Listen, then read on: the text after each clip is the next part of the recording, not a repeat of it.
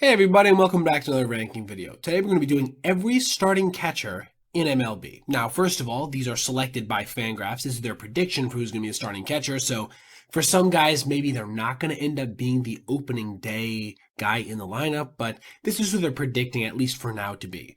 Now, I have 5 separate tiers. The best of the best, solidly above average, around average, solidly below average, and the worst of the worst. These are pretty self-explanatory with one caveat. I'm going to be arranging all the guys in every row in accordance to who I think is better than who. So for example, if I have a guy first over a guy in second, I think the guy in first is better than the guy in second. It's not just randomly placed. With that being said, let's hop right into it. Dylan Dingler is going to be put in the solidly above average tier. He's one of those dudes who, if he can manage to live up to what his advanced metrics were last year, which if you go and look at them on Baseball Savant, he had one of the best advanced profiles as a hitter of any catcher in Major League Baseball. You could argue he got pretty unlucky in that regard. And he was one of the best fielders. He won the Gold Glove. I think Kirk should have won the Gold Glove in the American League, but regardless, easily one of the best fielders in all of Major League Baseball as a catcher, one of the best framers, one of the best throwers, one of the best blockers. The dude is all around an outstanding catcher. I think he's going to be a perennial all-star for years to come. Next up, we have Yainer Diaz of the Houston Astros. Diaz, I think, has the hitting potential to be a solidly above average catcher. We saw that in his rookie season. The dude could pop over 20 homers a year. I think he could have around a 750 OPS. The only problem is he chases so insanely much that it makes it really difficult for him to actually accumulate any kind of a decent advanced hitting profile. Behind the plate, he's not good. He's never really been good. Again, this is a spectrum for the around average. There are going to be guys who are, I think, maybe slightly below average for a starting catcher, maybe guys slightly above average, but they're all in that range in comparison to fitting into these other two tiers. And again, something I do want to point out here is this isn't comparison to your average starting catcher. So there are going to be some solid backups in here that are going to be in solidly below average because they just probably shouldn't be playing every day. Next up, Salvador Perez. I think Salvador Perez at this point has less upside than Diaz. He's older. He, again, has a really similar problem to Yainer, which is he chases a ton. He's not going to walk a lot. He's not going to ever give you an above-average OPS again, I don't think. And his fielding is just not good, right? I think he's a good game caller. I think he's a good thrower. But his blocking is not good. And his, oh my God, his framing is still one of the worst in the game. So I do think he's on the better half of around average just because of what he brings with the bat, which I do value, especially from a backstop. I mean, they don't have to be an incredible hitter to be a good hitter for their position, but I don't think that he at this point is in the solidly above average tier anymore. Next up, we have Logan O'Hoppe, and it pains me to say this based on what I know his potential to be, but he's in the worst of the worst. If you look at his numbers in the past season, for guys who played as much as he did, he was one of the worst hitters, and he probably was the worst fielder as a catcher. Like, I mean, it legitimately horrible overall. Struck out a ton, did not really walk at all. The power numbers were not nearly as good as they need to be, again, for to be considered even an average catcher. I'm really bummed out about this. I think he still has the potential to be a good catcher in Major League Baseball, at least in the average tier. But we got to see a return to form after the last couple seasons, really, that have been disappointing in a 2025 that was just abhorrent. Freddie Fermin. Freddie Fermin, I think this is something that's going to make sense as we go because he's going to be on the lower end of the around average tier. He's not a horrible hitter. He's a solidly below average hitter, but he's not a horrible hitter. He's not like a black hole in your lineup. He can be a solid 7 or 8 guy. But behind the plate, he's good. He's a good game caller, good thrower, good framer. He's a solid catcher. I think he's on the back half of starting catchers. I think he's probably better suited to be a good backup for a playoff team, but you can do a lot worse than Freddie Fermin as your catcher. Ryan Jeffers of the Minnesota Twins. This is going to be our first little rearrange here. I would probably take Jeffers over Salvador Perez at this point just because he's a lot younger and he's had a consistently above average performance with the bat. The only issue is his fielding holds him back from being in the solidly above average tier. If he was even an average big league fielder, he would be in the solidly above average tier because he's on the better half of hitters for all of Major League Baseball when it comes to his positional group. But that fielding really does hold him back. He's nothing crazy special at this point, even if at one point I thought that he might be able to be. Austin Wells, he's going to be in the solidly above average tier. He's going to be on the lower end of solidly above average when all is said and done. So again, don't freak out at the current placements. Make sure to watch till the end to get a good idea as to how I really view all these dudes. But for Austin Wells, one of the best metrically fielding catchers. He was up there with Dingler. Like he really, really excels specifically at the framing aspect of catching, which is really important in today's game. He's a below average hitter last season. but he has good peripherals. He hits the ball pretty hard. He needs to walk a little bit more in order to really be able to, I think, tap into what he's capable of. I don't see him as being a far below average hitter year over year, especially for the catcher position. I think he's probably going to be around a 100 OPS plus. And then again, with the level of fielding he has and some upside pop-wise, he's on the lower end of the solidly above average tier. He's pretty good. Next up, we have Gabriel Moreno, and I think Moreno is the best catcher we've looked at so far. He is going to give you every season 110 to 120 OPS plus. And for those that don't know, that's 10 to 20% above league average for OPS. Very good for a catcher. Most catchers are probably around like 90 to 95. He's going to give you 20 points above that. He's a great fielder. Kind of an underratedly good fielder because he hasn't stayed in the field enough to really challenge for a Gold Glove. Great game caller. He's pretty athletic for a catcher as well. Big piece of that Arizona lineup. One of the better catchers in Major League Baseball. If he can do it over 140 games next year, let's say with some games mixed in there, DH as well, I think he might be on the back end of the best of the best. But for right now, I'm going to put him in the solidly above average tier. I'm going to do something crazy here, okay? I'm going to do something crazy. But I think Drake Baldwin belongs in the best of the best.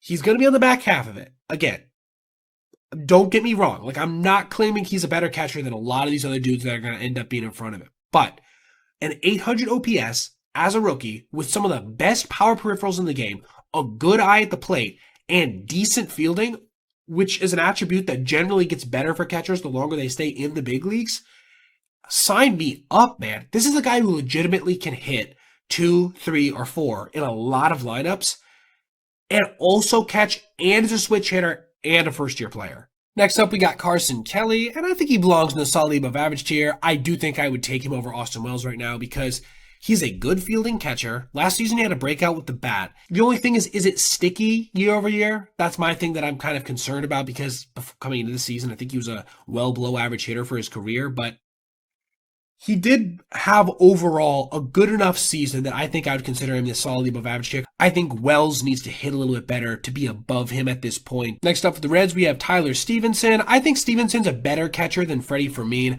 I think he's a worse catcher than Salvador Perez at this point. Behind the plate defensively, he's never been all that good this last season. He definitely wasn't.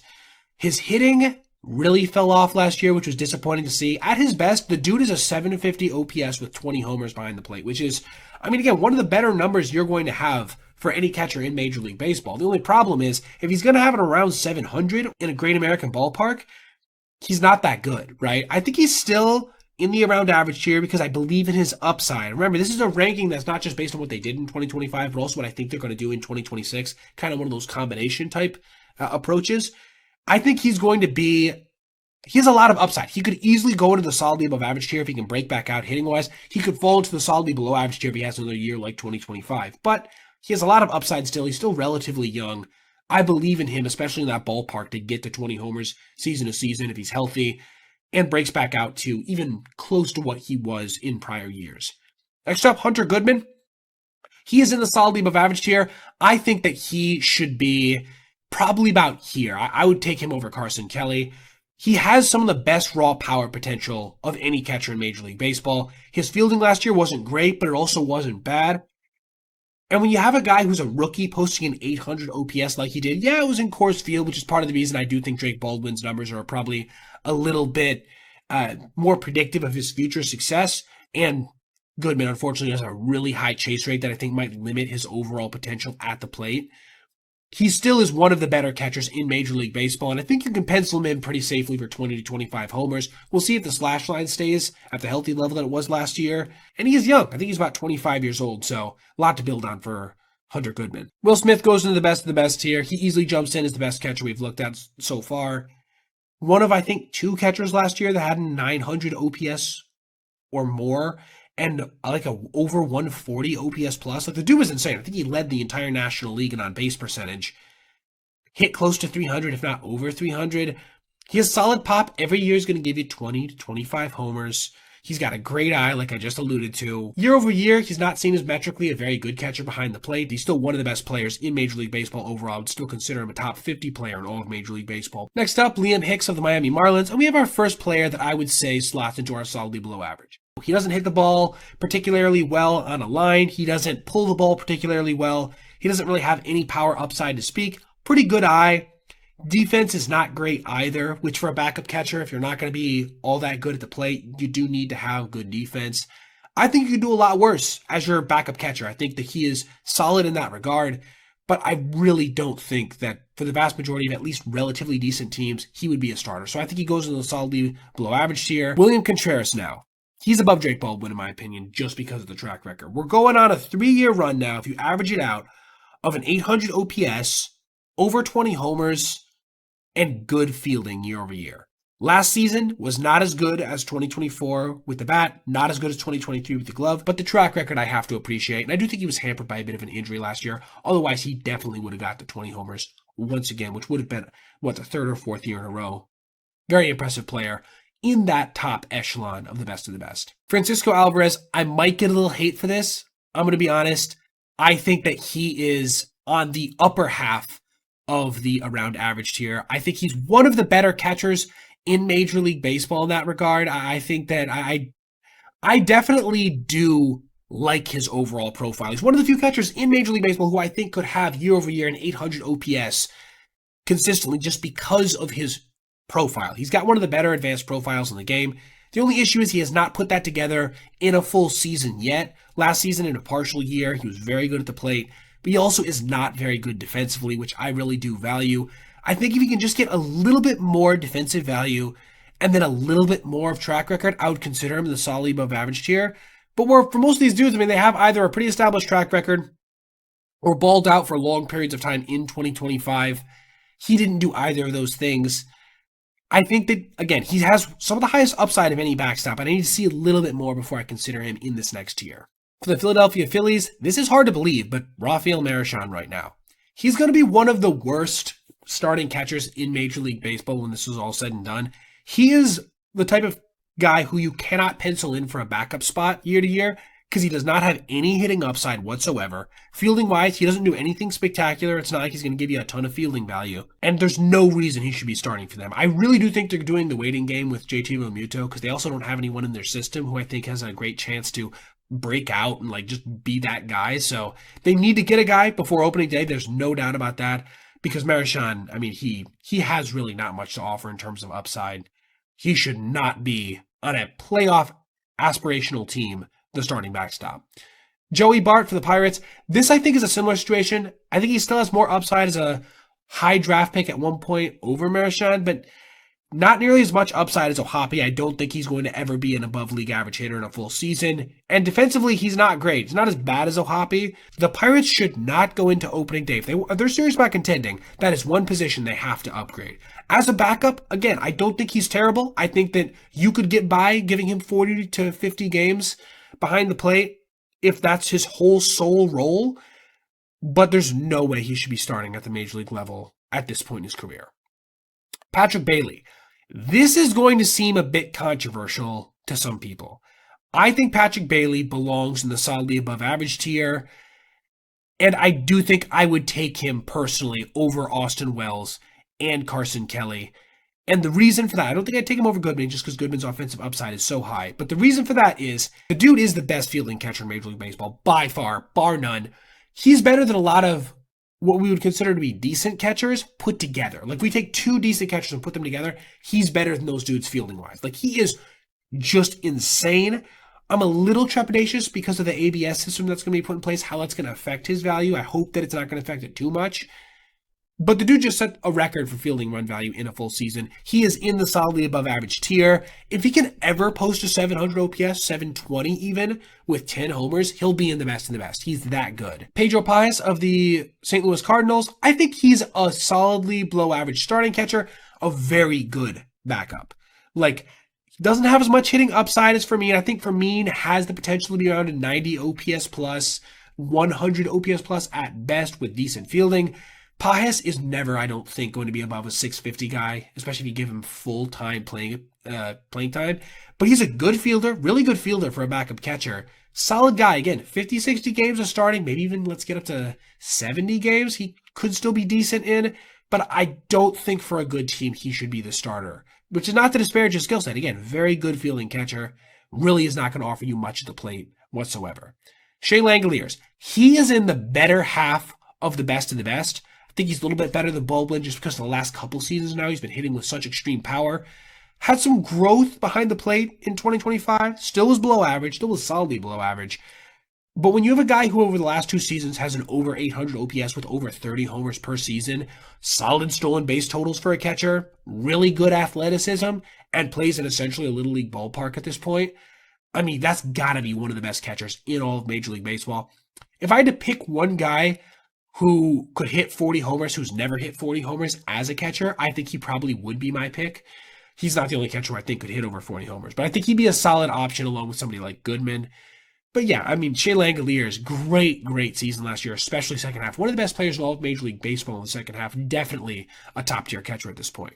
Adley Rutschman. Now, I might still be ranking him too highly here. Okay, let me just rearrange this real quick so you have my exact rankings here. But I might be ranking him a little too high here. I do think he's on the upper half of around average because I do think last year he was heavily impeded by injury. Is he going to be the guy who's in the best of the best here ever again? I don't know. But he's on the precipice of solidly above average, even if he's just what he was in 2024, where he had around a league average OPS plus, and the fielding that he had in 2024. I mean, he is, when he's on his game, one of the better fielding catchers in all of Major League Baseball, and he gets on base at a decent mark, got a good eye, and he has a little bit of pop. Danny Jansen of the now Texas Rangers. I do not think that Danny Jansen should be starting for a Major League team in 2026. I don't think so.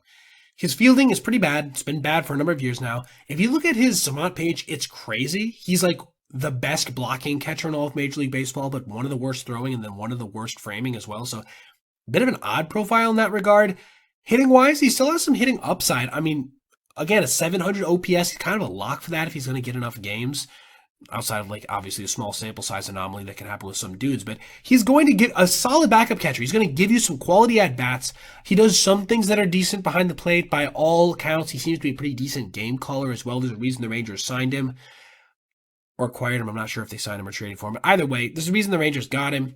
He is decent. He's as close, in my opinion, to around average as you're going to get without being there, but I don't think he quite crosses that threshold just because behind the plate, he's no longer, he used to be a good fielding catcher. He no longer is that, so I think that holds him back a little bit. Keibert Ruiz.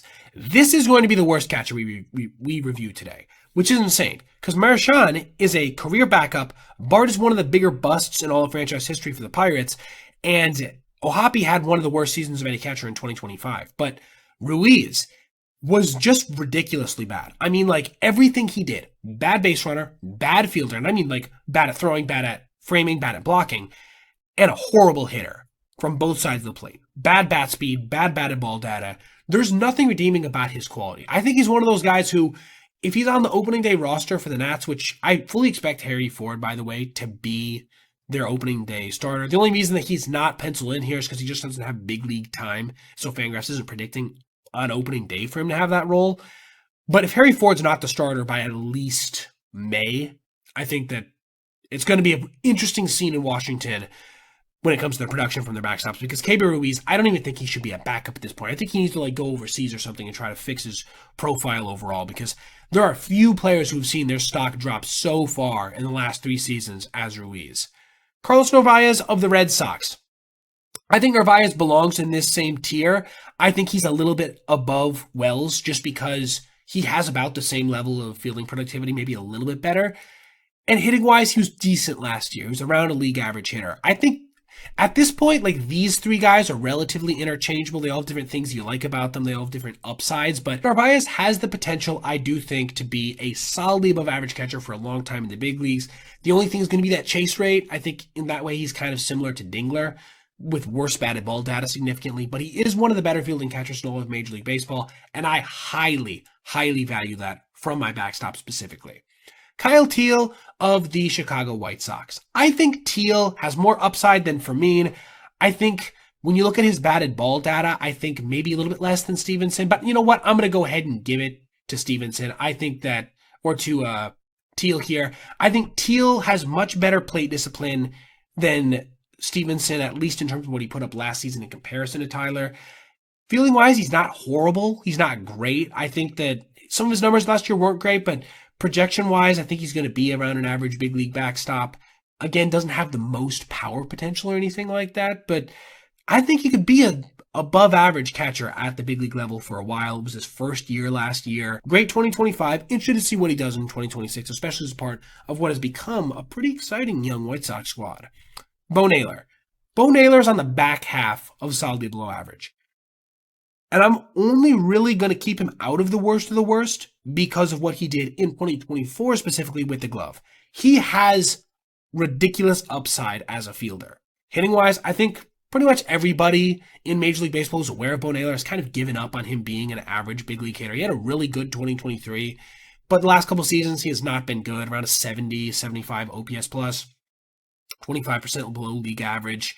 He has some pop, doesn't get to it a lot in games, but when you're one of the better catchers in Major League Baseball, you're given some runway. And while I do think he probably is suited better on a good team as a backup, you could do worse. You could be one of these dudes in the lower tier. I do think he has less upside than Ohapi, but again, I mean, you just got to keep Logan out of any tier except for the worst of the worst because of what he did in 2025. So discouraging. Really hope he can turn it around. And I really do hope Naylor can turn around a little bit with the bat. If he can ever get up to a 90 OPS plus with what he can do at the plate, with what he can do behind the plate, he easily slots into the around average tier, probably in this range, honestly. Cal Raleigh. I mean, this is a slam dunk for easily the best catcher in Major League Baseball after what he did in 2025. There's no doubt. There's no doubt. And he was already probably a top 2 catcher coming into the year by pretty much all accounts. But when you hit 60 homers with around a 170 OPS plus and over 900 OPS in the field that he did, Safeco, now T-Mobile, along with well above average defense, platinum glove defense in 2024, for a playoff team that went pretty far with a decent postseason performance as a switch hitter, I mean, it just gets more and more ridiculous. The disparity between him and Will Smith is one of the higher disparities of any position, in my opinion, when it comes to first and second. And that's no slight on Smith. Smith would be the best catcher in Major League Baseball in a lot of seasons, in a lot of eras. But we might have just witnessed the best catcher season of all time from Big Dumper. And all the numbers look like it's sticky, and he's going to do it again in 2026. Maybe not 60 homers, but I think he could be one of the few catchers who could hit 40 homers a season for the next 3 or 4 seasons. Next up, Nick Fortes of the Tampa Bay Rays. I don't really know why he's in a Marlins cap, but I think that was the only picture I could find from him that was like on the more official level from MLB that would compare to the rest of these. He is a pretty decent fielder. Really bad hitter, doesn't have the same fielding upside as like a Naylor, doesn't have the same even like relatively decent hitting upside. I mean, like even like a 90 OPS plus as somebody like a Liam Hicks certainly is not in the same category as the other two guys in terms of their relative upsides.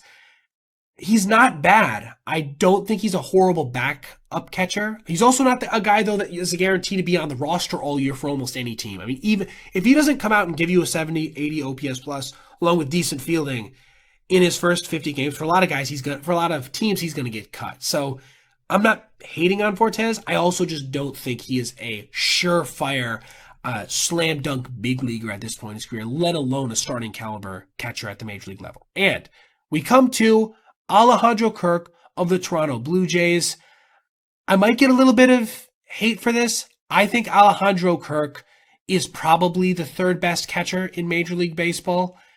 I think that Smith's upside at the plate keeps him in a tier that is slightly above Kirk, just because Kirk I don't think is ever going to have around 850 even OPS, let alone a 900 that like Will Smith posted last year. I really value catcher defense. He's the best defensive catcher in this league outside of Patrick Bailey. That's why he's so far above him in these rankings. But that little bit keeps him from being that 2 position, in my opinion. I still do think he's a top 3 catcher. I think that he's leapfrogged William Contreras just because of William Contreras not having quite the season that Kirk did. And a lot of the numbers, again, like with a lot of these guys that I've detailed that I think have a good advanced profiles, they're sticky. Like he's going to be a 750 OPS guy, 110, 120 OPS plus guy for the next 5 years, I think, pretty reliably. And again, the defensive metrics have always been good for him, so I do think that's probably going to stay as well. I don't see him finishing outside of the top 5 on this list for the next half decade at least, which is just incredibly impressive for a dude who's built like he is, because he plays so athletically defensively, especially relative to what his overall build is. I love me some Alejandro Kirk. He might be a top 5 favorite player of mine in the game today just because of his overall eccentricity. With that being said, you guys let me know what you think of my catcher rankings. I'm going to do other positional groups. If you guys end up enjoying this video, leave a like. That helps encourage me to keep doing these different positional groups. And again, anything you want to let me know in the comments. I look at the comments. I respond to them. Thank you so much for tuning in. I'll see you in the next one. All right, everybody. If you made it this far, I appreciate you watching. And if you did, consider checking out any of these other videos on your screen right now for other content just like this. Also, if you ever see anything you'd like to see me detail in the video, feel free to reach out to my email, basebpoet@gmail.com. And if I end up using your idea, I'll give you a shout out. Thanks for watching. Have a great rest of your day.